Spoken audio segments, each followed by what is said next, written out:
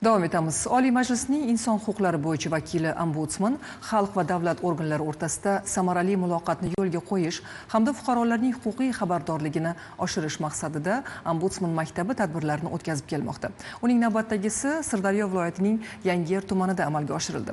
Unda shu yerlik fuqarolar tomonidan ko'tarilgan masalalar tegishli davlat idoralari vakillari bilan birgalikda muhokama etildi, murojaatlari nazoratga olindi.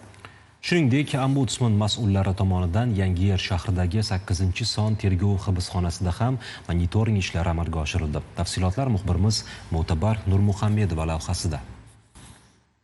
Yerni 95-yil sotib olganman pulimga. Xususiy mulk sifatida umrbod egalik qilish huquqi bilan berilgan.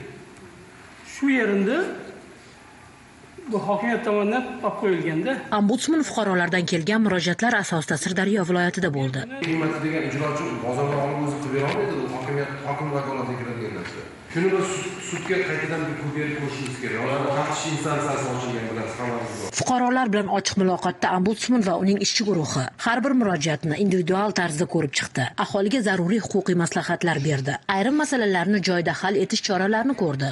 Hozir aytib o'tgan zebrani qo'yish imkoniyatlarini o'rganish bo'yicha rasmiy xat chiqaramiz. Fuqarolardan kelib tushgan murojaatlar tahlil qilib ko'rildi. Ular sohalar kesimida, hududlar kesim, mahallalar kesimida o'rganildi va shu bo'yicha murojaatlar mazmuniga qarab davlat tashkilotlarining mutasaddi vakillari ham chaqirildi. Va shu joyning o'zida shu muammolarni huquqiy yechimini berish bo'yicha ayrim mutasaddi tashkilotlarni huquqiy maslahatlari berildi yoki tegishli choralar ko'rish bo'yicha ombudsman tavsiyalari aytib o'tildi. Shu kuni Oliy Majlisning inson huquqlari bo'yicha vakili ombudsman tashabbusi bilan Kasaba uyushmalari federatsiyasi, Sirdaryo viloyati boshqarmasi Yangiyer shahridagi muruvvat nogironligi bo'lgan ayollar uchun internat uyida monitoring tashrifini amalga oshirdi. Muassasada yashayotgan ayollarga yaratilgan sharoitlar bilan tanishdi. Ayollar bu yerda davo muolajalarini oladi. To'garaklarda rasm chizish, qo'l mehnati hamda sport mashg'ulotlari bilan band bo'ladi. Keyingi monitoring manzili 8-son tergov hibsxonasi bo'ldi. Bu yerda mahkum va mahbuslarga yaratilgan sharoitlar, jumladan oshxona, oziq-ovqat mahsulotlarini saqlash va tibbiy xizmatdan foydalanish holatlari, xo'jalik ishlariga jalb etilgan mahkumlarning mehnat sharoitlari o'rganildi. Hibsxonada 28 nafar mahkumlar xo'jalik ishlariga biriktirilgan. Ular shu yerda jazo muddatini o'taydi. Xo'jalik xizmatiga chiqqandan keyin mebelsozlikda o'rgandim. Undan tashqari powerlikda ham hozir o'rganyapman. Undan tashqari quyonchilik, keyin undan tashqari hali charxchilik, etik do'stlik shularni ham o'rganmoqchiman. Mana shu yerda o'tirib anglab yetganim uchun shunaqa narsalarni o'rganmoqchiman. Bu yerda qanaqadir bosim yoki boshqa unaqa narsalar bo'lmaydi. Biriktirilgan ish bo'ladi, o'sha ishdan tashqari boshqa ishga unaqa emas. Yaxshi xodimlari ham yaxshi, hech bir muammo bo'lmaydi xullas.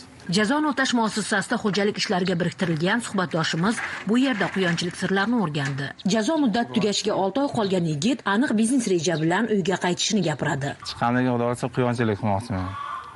Oilamiz bir burchakda, hovlimiz bir burchakda, parnikchilik bor. Bu yerda o'rgandim. Parnik qilib qo'ysangiz ham kerakli bo'ladi. Ko'katlar, zelan, gullar. Hammasi foyda hammasi.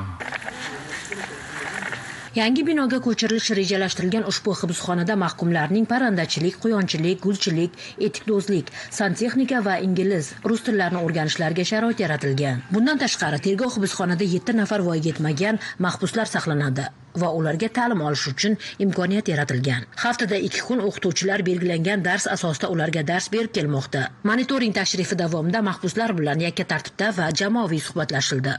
Ularning murojaatlari qabul qilindi. Mo'tabar Nurmuhammedova va Zohidjon Mamasoliyev Sirdaryodan.